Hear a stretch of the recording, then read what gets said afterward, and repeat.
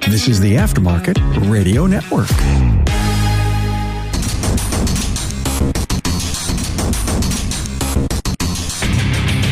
Welcome, everyone, to yet another episode of Diagnosing the Aftermarket A to Z.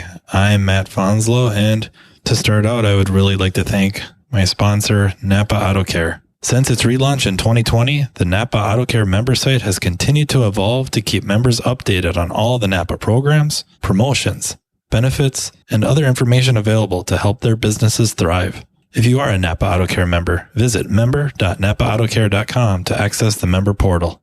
Not a NAPA Auto Care Center? Contact your servicing NAPA Auto Parts store to learn more about how to join the NAPA family. So Thanksgiving's right around the corner. My wife and I, our youngest is 8 and really should be taking on more and more responsibility around the house. So we're just kind of messing around, researching just different ideas more than anything.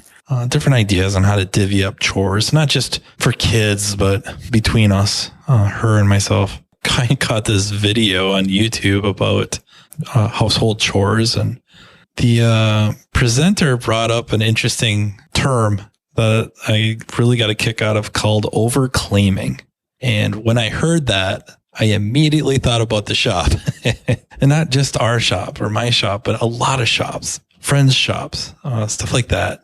It could very much or very well have something to do with production and contribution to the overall success of the shop, stuff like that. But really, I was thinking about chores around the shop, how in this video, the overclaiming, which I think is a real psychological type of terminology. This is a real thing and clinical by nature, not just a title we assign it. It is really something that is not only observed, but demonstrated time and time again. And it isn't just in households. If you're going to go around and talk to everybody in the shop, in the business, and ask them about, what percent of the duties around the shop, not just fixing cars, not just the day-to-day direct functions of taking in, inspecting, diagnosing, fixing cars, but the other stuff, the maintenance of the shop itself, the maintenance of the equipment of the shop, stuff like that, the waiting area. If you went around and asked everyone to just give you a percent of their contribution, when you were all said and done, you would have a number that vastly exceeds 100%. I don't know about you guys, but I think that's pretty spot on exactly what happens. You have a couple that will play the modesty card or be maybe a little overly humble. Those people are being very honest. Ultimately, the fix is to just kind of step back and really think about it and think about what there is all to do. And are you really the only one doing it? Like, really? It's kind of one of them things where back to kind of family stuff with kids get so upset because, the other sibling never gets in trouble. I'm always in trouble. They're never in trouble.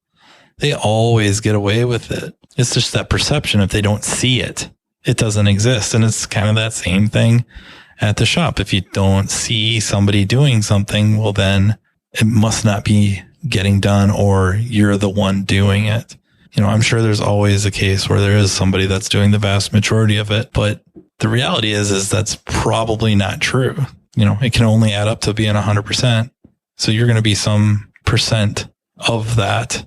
The important part about it, why it's something to consider is, it's how you view your coworkers.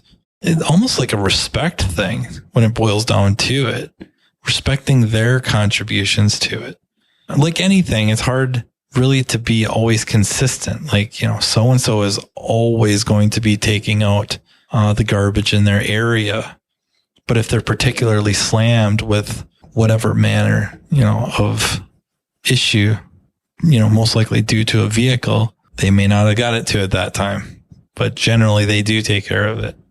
So I think it's just kind of one of them things where I guess really cultivate a certain type of a, shop culture, or work environment. It kind of starts with maybe a little more optimistic view of your coworkers and their contribution to the day-to-days, not just the fixing the cars, which is extremely important.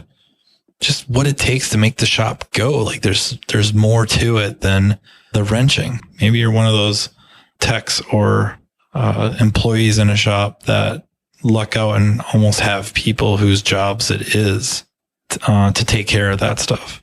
Car porters, maybe there's a better term than janitor, but something like that. Most people I know do not work in a situation like that. Are you a repair shop owner? Do you find yourself struggling with any of the following? Uncertainty about the future and competition. Are you spending too much time managing chaos and struggling with new employees? Do you lack time to invest in learning best practices, or there's no time to spend on effective marketing? How do your finances look? Are you reactive rather than proactive? Do you know where you should be, when to grow, when to shrink? If any of those situations describe where you are today, you are finally in the right place. Repair Shop of Tomorrow is NAPA AutoCare's newest endorsed partner. They are helping shops all over the nation run more profitable automotive repair shops by utilizing proven business best practice marketing and coaching to leverage NAPA programs to drive quality, car count, sales, and profits.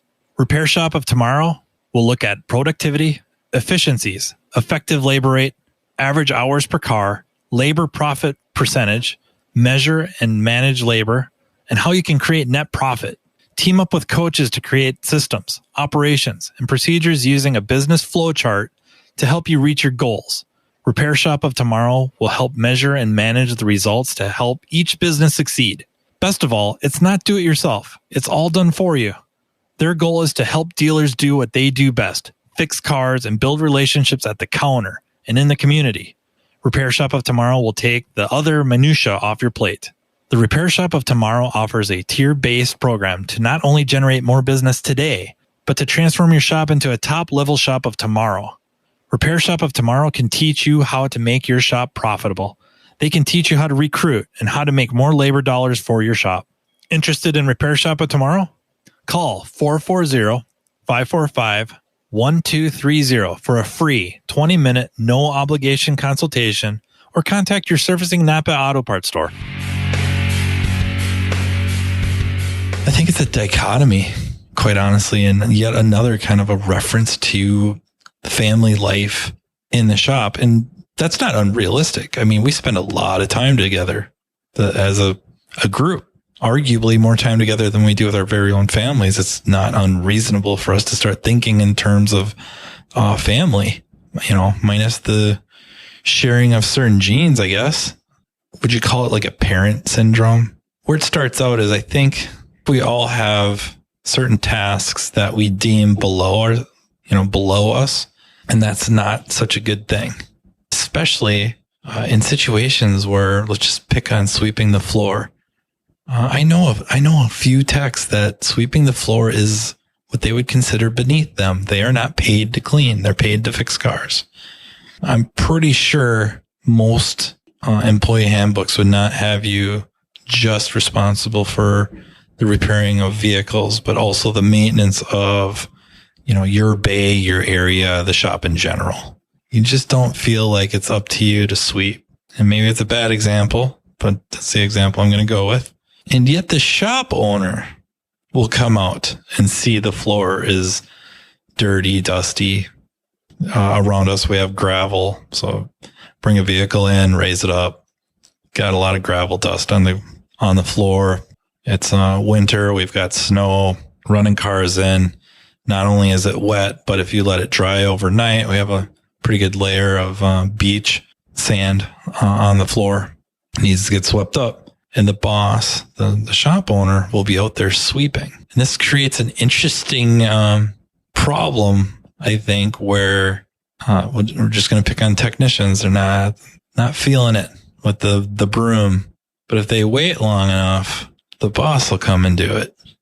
So it's kind of a weird thing where this is below me, yet, I think what you would say the highest position of the company is the president or the CEO or COO or the owner, the boss. They're kind of at the peak, right?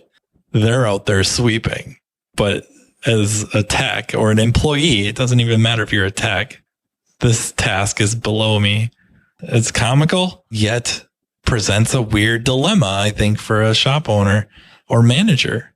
If you do it, you're almost punished for taking on certain tasks because you teach, I would say kind of at least teach the employees that if they wait long enough, you'll just do it. And you'll do it a few times, and then maybe they got to weather a venting that you have to do that. Nobody else is doing it. You're doing it. You shouldn't be doing it. You get done, and then just do it again, and you'll be out there sweeping again. So it kind of offers up an interesting dilemma.